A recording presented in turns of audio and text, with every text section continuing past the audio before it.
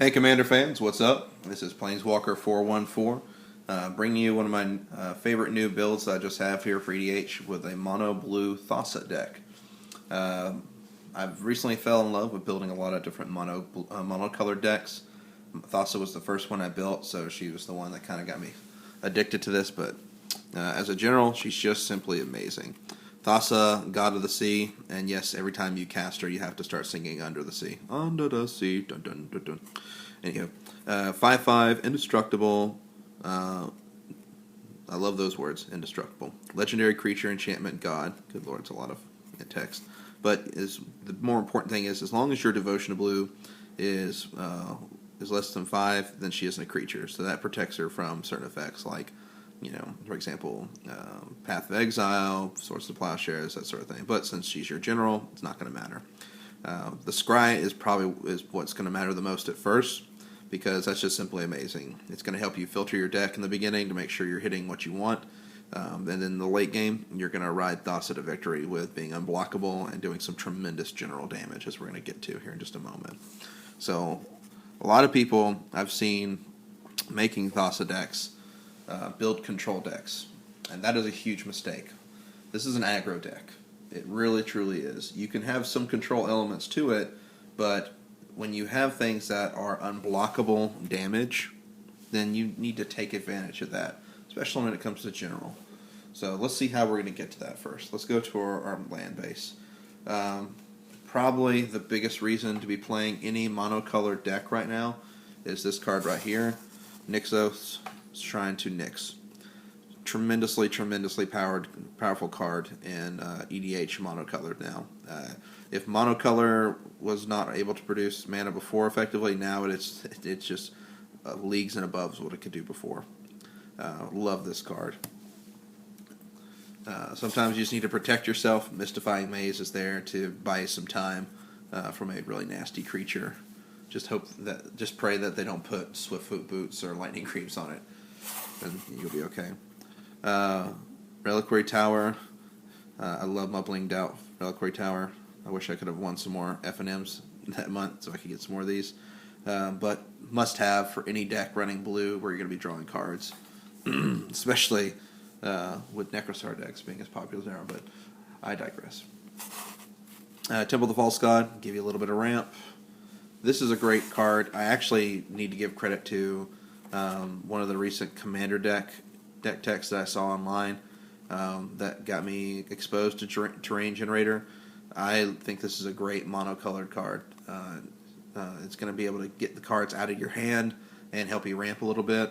In the late game, it's not good at all for you, so it's not going to do that much for you. But if you're in a pinch and you're drawing a whole bunch of blue lands, and at least you can get them out of your hand and ramp up quickly. Then, so when you are able to cast a spell, you're good to go. Encroaching Waste. Unfortunately, I've learned the hard way that if you're playing against these rampish type decks with Shrine to Nyxos, you've got to have an answer. Also great for destroying Besiju decks, which make certain spells uncounterable. Get rid of those bad boys, because you will run a little bit of counter magic in this deck.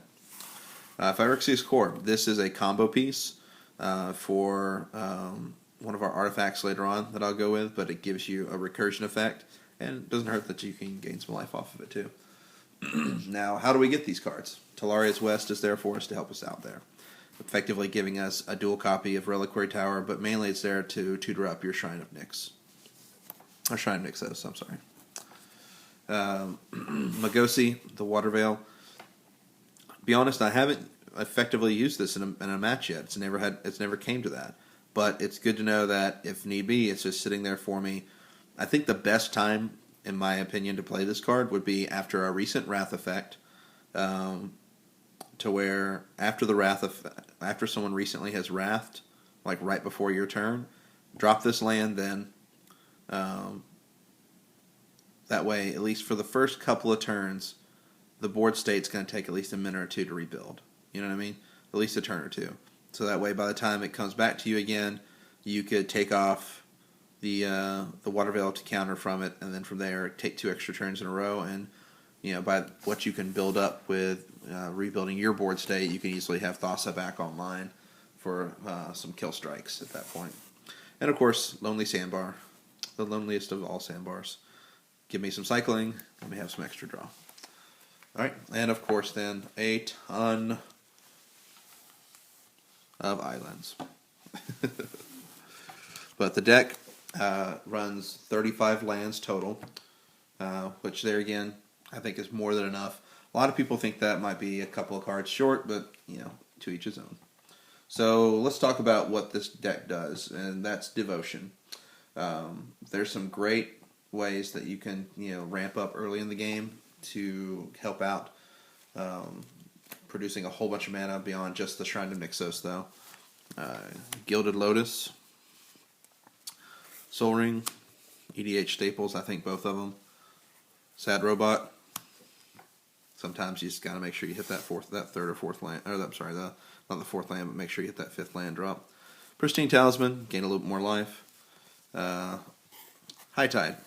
If you're playing mono blue, can't hurt to play this in your deck, honestly. It'll give you that one turn where you could have 30 mana in one, and then the world is your oyster, to where you can do whatever you want. And probably my favorite EDH card that was a sleeper for a long time in my group, but now is hated on constantly, is Cage Sun. Basically, you're doubling your mana, and your creatures get +1/+1. Love this card. So now you're going to ramp up really fast, and blue's not meant to ramp, so you're going to be putting a lot of pressure on your opponents early on. So let's see about what we can do with creating some devotion for our deck here. Some great early sources and enchantments is the following. I love this card, Leyline of Anticipation, giving your whole deck flash. Just beautiful. That pretty much can win you games just on that alone. Dissipation Field, not a very popular card in my group, but once it hits the field, it definitely garners some respect because they don't want to lose their card. Now, if they're playing Enter the Battlefield effects, then they love me. But 9 times out of 10, you play this card, people just don't want to attack you. And if you're playing against someone who's a token strategy, you pretty much defeated their entire build of their deck with one card. So I love this card. But more importantly, in each one of these cases, you're building 2 devotion towards your Thassa. Another great card that builds a lot of devotion and can help you out is Volition Reigns. This targets a permanent. I love this. Targeting a permanent is way more powerful than Mind Control. So not only are you going to get 3 devotion, but you're going to get one of their best cards probably that's out in the early game, or in the late game for that matter too. Alrighty. Some other devotion builders here. Archaeomancer. Use that for recursion in the early game. Or not early game, I'm sorry, the late game. And that way you can get back some of your nice spells. Snapcaster is not really a devotion builder, but there again, recursion is always a good thing. Vesuvian Shapeshifter, probably one of the best clone effects in the game, just because of its versatility to change what it's turned into. Stormtide Leviathan. This is the scariest card ever. I swear to God. It's one of those cards you don't respect it until it hits the field. When you read this, your standard logic kind of kicks in. You're like, well, who's going to get to 8 mana? And oh my God, I got to do all this to work to this. But in Mono Blue EDH, you play this, it just wins you games. All lands are islands in addition to other types. Check. Okay, that's great. Creatures without flying or island walk can't attack. That means you. That means you're the only person who can attack. You can lock down the entire board state with this, and no one likes a gigantic 8/8 flying in their face. That's what she said. Sphinx of Uthun, or Fact or Fiction Sphinx. More devotion to add towards Stormtide Leviathan. Dumbledore Sphinx, as we like to call him, or Prognostic Sphinx. Lug this card a lot. Great filtering effects, and it's hexproof too, so it's going to stick on the battlefield for a while, because we'll be drawing a lot of cards, so it's not going anywhere. Aetherling, another win con of the deck, very similar to Thassa, make it unblockable, swing in for a ton of damage. Phyrexian Metamorph, another great card for copy effects. Consecrated Sphinx, I'm on the fence about this card. There's a part of me that's like, yeah, you're running blue, why aren't you running Consecrated Sphinx? But then there's another side of me that's like, oh my God, if this thing gets cloned, the game is just going to get so out of hand. that it's very hard to undo the damage that this thing does. It's kind of like opening Pandora's box. There's no shutting it. But in the right situations, this thing can easily win you the game because you're drawing a ton of cards and you're getting some more devotion too. Chancellor of the Spires, recent edition.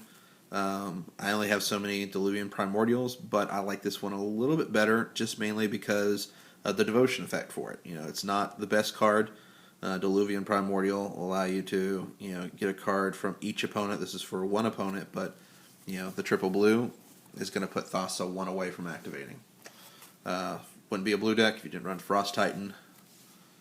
But probably my new favorite creature in this deck is Lorthos, the Tidemaker. This guy is a house. He will enter the battlefield, and with all the mana that you're generating off of your Shrine of Nyxos, or all your double mana that you're generating from your Cage Sun, he will just take over the game. I try to be a little more political when I play, to where I don't just choose one unfortunate soul to tap down 8 of their permanents. But, you can, knocking down 4 lands of 2 different opponents, and those lands are of your choosing, that can be cutting someone's mana base in half, or just for that matter, just taking out all their creatures so they can't attack. There's way too many options with this, but it will sit on the field and just do some work. I love this card, and triple blue devotion doesn't hurt either. Now, sometimes you got to just, throw down hardcore. That's where some Eldraw is here for. Ulamog, the Infinite Gyre, 10/10. Just amazing card. Cast it, you're automatically going to vindicate something. Annihilator 4 if some unfortunate soul allows you to attack with it. And he's indestructible. Yeah, awesome. If he goes to the graveyard for some strange reason, then he's going to shuffle your graveyard right back into his deck. So it's like just value town all over. It That Betrays. I love this card because it kind of is a way to have some disruption on the field. The Annihilator 2 is great, making them have to sacrifice 2 permanents, and then I will take those permanents and use them. Very, very great card. Now, the card that these two are primarily designed to work with, though, which makes it such a sneaky attack, is this guy right here, Aetherplasm. Being able to drop out a turn 4 It That Betrays or a turn 4 Ulamog is just backbreaking to the board. Especially if you block on someone else's turn, that means when it comes back to you, your creatures are no longer having summoning sickness, and they are going to go to town. So I love this card. Can't recommend it enough if you're playing fatties in blue. Aetherplasm, nice little secret tech that I have there. Maybe it's not so secret. Maybe I was late to the party, but I like to think it's some cool tech. Another great way to kind of take advantage of all this devotion, and especially for using more of an aggro strategy, is, especially with unblockable creatures, is having some nasty weapons to go with it. So right off the bat, I'm going to go over a couple of them here with you. First off, Fire Shrieker. Double Strike is no joke at the end of the day. It's one of those things that can easily just knock out an opponent with one swing.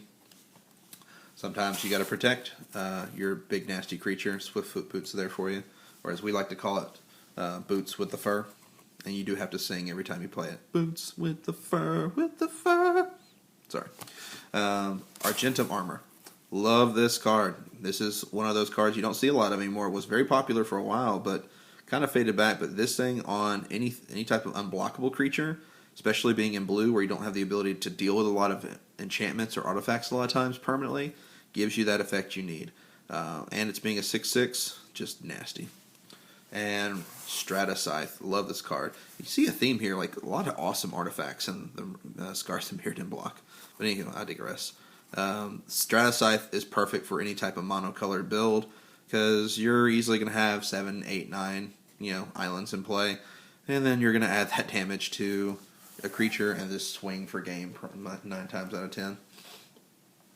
So let's talk about another hidden win con. Oh, sorry, before we continue, there are a couple other artifacts that are must-have in this deck. Elixir, you're going to be drawing a ton of cards. Sometimes you want to get those cards back. And gains Find Life, doesn't hurt.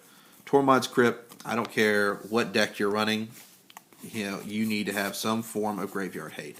I'm kind of the opinion of when you're building an EDH deck, you build a deck, but there's going to be about 15 to 18 cards that are like this Swiss Army knife of answers for you, or responses cards, because you have to be able to deal with other people's decks that are designed more than just swinging at you. Tormod's Crypt's there for you, and it's a great spell. So it costs 0 to activate. And Vinzer's Journal, again, we're drawing a ton of cards. Probably one of my most favored, or most loved cards in EDH. Vinzer's Journal just is there to make my day happy. Gain me all the life and keep all my cards. Thank you, Vinzer's Journal. You're the best. Alright, so I usually do not like to run combos. To me, it's like, I don't know.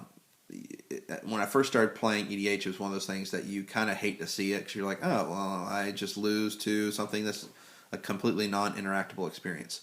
However, after playing EDH for close to several years now, I've found that sometimes you just got to end the game, because a game that's on hour 2, you're like, someone for the love of God, kill someone. And, this is what this is here for. Psychosis Crawler is a great creature. It's going to work nicely with Vinzer's Journal, as we just saw, because it's going to give you a gigantic hand size. But that is a red herring. You want to protect Psychosis Crawler for 1 turn in order to drop this bad boy on the following turn. And that is Enter the Infinite. Enter the Infinite is going to say, draw your entire deck. So, most likely, you have 50 cards in your deck at that point. And if you draw 50 cards, that means everybody at the table takes 50 points of damage. GG. So, nice way to finish the game off quickly. And I think a lot of times people are going to respect you at that point, because it's not like a nasty combo to where there was no way of stopping it. Speaking of stopping things, you got to have some sweepers, because unfortunately things can get out of hand in any EDH match. Washout, one of the newer cards from the Commander 2013 set, really great in mono blue, man, because if you're not naming blue, somebody's getting screwed, and you're not going to have to worry about a thing. Cyclonic Rift, I could talk all day about the wonders of how amazing this card is, but I think as the EDH staple of blue, we all know how powerful this card is. Nevinral's Disc. This is a double-edged sword. I think of it more as like a break glass in case of an emergency type card. You resolve it, it just sits there, you tell people to leave you alone, or else you'll blow up everything that they loved near and dear. But mainly it is there to deal with problem enchantments in the early game. It can be used as a great way to kind of like, if you're kind of having a slower start and then you draw a Nevinral's Disc, just stop resolving permanents at that point and go ahead and get Nevinral out there and blow up the board, and then you can play all your juicy things and everyone else lost all their toys. So, great card. Curse of the Swine. Love this card. When I first read it, I was like, this is a terrible card for Standard, but then I read it again, I was like, this is an amazing card for EDH. Exile. That should be the mantra of any EDH player. Deals with really nasty cards, indestructible. Yes, I'm looking at you, Avacyn. This is meant for you. And one of my personal favorites, not a lot of people play it, but I love me some Aetherize. Hold back 4 mana. A lot of times the blue player, they're like, oh, he's got a counterspell. I'm just going to swing at him for game. Aetherize says, no. And you swat him on the nose with your newspaper. No. And then you kill them, because they're going to try to kill you on the next turn if you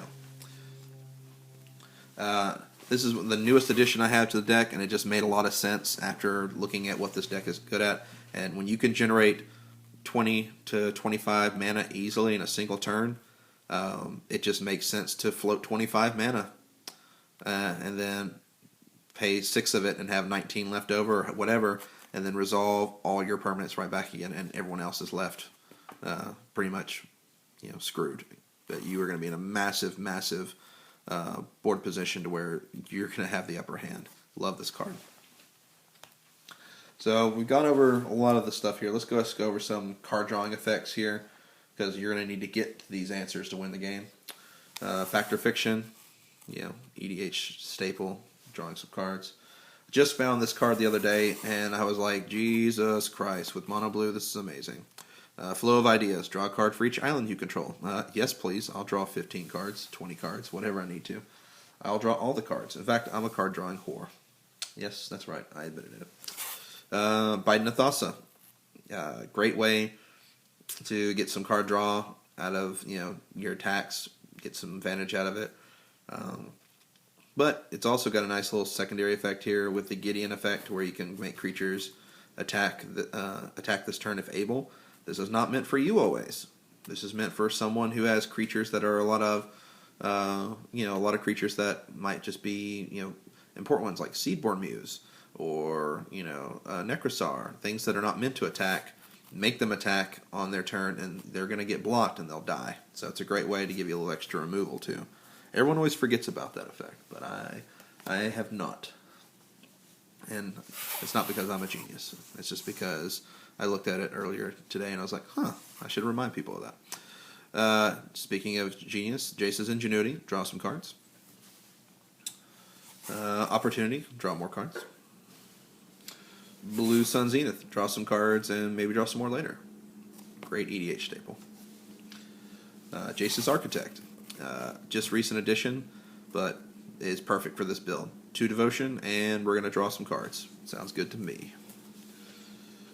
Speaking of Devotion, and yes, you have to say his name like this every time you say it, Arcanus the Omnipotent. So yeah, unfortunately that is copyrighted, so I'm going to get sued now. But this guy's great. 3 blue, draw 3 cards, man, and it's going to be very hard for someone to get rid of him because he can bounce himself back. Amazing card. Love it. And if you're going to have blue, you might as well have a party. Party Jace. Everybody gets to draw a card. Everybody gets to be happy. Mind Unbound. Not a lot of people play this card as often as you'd think. I think it's because they're scared of milling themselves out. But if you're smart, you've got a Reliquary Tower, you've got a Venser's Journal, you're going to be fine. And honestly, by the time that you're drawing 6 cards a turn, if you're not in a tremendous board state to where you could be finishing people off soon, it's not going to be the end of the world. Plus 2, you have Elixir of Immortality. If you don't have your Reliquary Tower, you don't have your Venser's Journal. So who cares if you discard a ton of cards? Just recycle them right back in. Cryptic Command. A little expensive, but you know what? Why not? It's Cryptic Command. Too good to pass up, really. Counter target spell or return target permanent to its hand. You got to have a way to deal with permanents in this game. And if need be, tap all your creatures your opponent controls. And, never hurts you can draw a card too. Counter spells. That is probably the one thing I do have a ton of in this deck. So it's not a control deck, but it's just mainly there to make sure that your spells resolve and that certain types of enchantment effects that you can't deal with get controlled as well too. So we have Hinder. I think you can easily become the target of someone's infinite rage and as soon as you tuck their general, so use that with caution, but that's what it's there for too. But just be aware that there are some people that when you tuck their general, they will swear undying vengeance against you, much like Emilio Montoya. When you kill their father, prepare to die. Glenalandra. Love this card. Just sits there and protects your field. And doesn't hurt as a flyer too. Counterspell. It counterspells. Enough said. Arcane Denial. Arcane Denial is actually a kind of a political counterspell card because you counter someone's really big, nasty 10, whatever, thing that they spent all their mana on this turn. You go, hey, sorry, I can't let you resolve that. The game will be over if I let you resolve that. But hey, how about you draw some cards and we'll call it even. Sometimes they forgive you. Sometimes. Dissipate. Exile.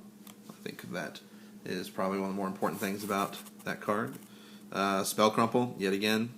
Sometimes generals got to get tucked. I hate to say it. Rewind. Great card. Untap some lands. Be able to do a lot more in your turn. Spot Removal. Rapid Hybridization. Great card. Designed to take out some of the nastier cards. It's there for you. Phyrexian Ingester. This is a beautiful card for a mono blue deck that cannot deal with certain creatures that may be indestructible. So you just exile them and take them. So I'm looking at you, Eldrazi. I'm looking at you. Earlier we talked about a combo, Spine of Isha with Phyrexia's Core, reusable destruction of a target permanent, which is great because blue is not really good at handling destruction of permanents. It can bounce and counter and to your heart's delight, but that's a great way in the late game. And really for 7 mana with a Devotion deck to where you're generating 10, 15 mana a turn, who cares? It's nothing. That's the one thing I love about this deck with Thassa is that you just generate a ton of mana with this deck. And ultimately, that's the secret sauce that keeps this deck together. When these monocolor decks, what you're going to lose in versatility, you're going to gain in just outright buying power of your cards. If you're able to draw a ton of cards and you're able to cast 3 spells a turn, I'm sorry, but at the end of the day, you just win. It doesn't matter what those spells are, you're going to win. Because if it's a foot race, I'm taking 3 steps for every 1 step you take in a turn. Period. It's just plain simple math of the. You don't have to have the best cards. You just have to outspend your opponent sometimes. Spin into Myth, another great tuck effect for problem generals, problem creatures. This is another little nice juicy card I found. I highly recommend it to any blue player. Is Reweave. You can make a target permanent's controller sacrifice it. That's right, target permanent's controller. So you can make them sacrifice an enchantment, make them sacrifice an artifact that you don't like, and then that player will then reveal cards if they share a common type with it. That is nothing. This is like the beast within a blue, essentially. Who cares what they're going to get next? You got rid of the bad thing. Rite of Replication. Kick 5 times, make 5 more fatties, and let's go. Blatant Thievery. Love this card.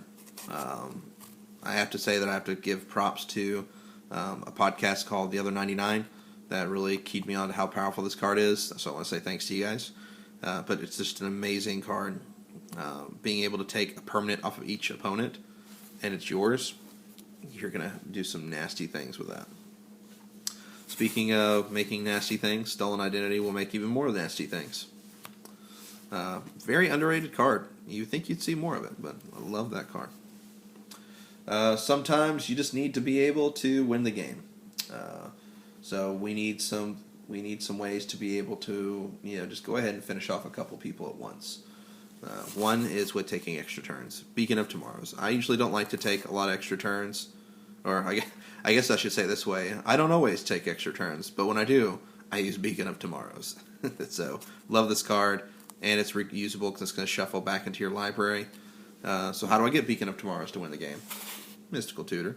That's right. Boom. Sometimes you need to tutor up your Cage Sun. Treasure Mage says, I'll take care of that for you.